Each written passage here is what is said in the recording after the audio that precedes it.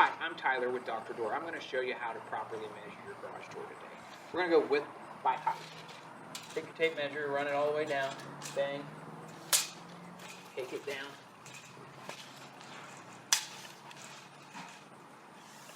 Okay, we got 16. And then we're going to do the height.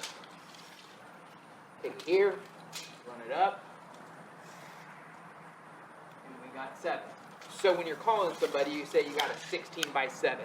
The other common sizes for single doors are 8 by 7s or 9 by 7s, and then the other ones are 10 and 12 are the other common sizes.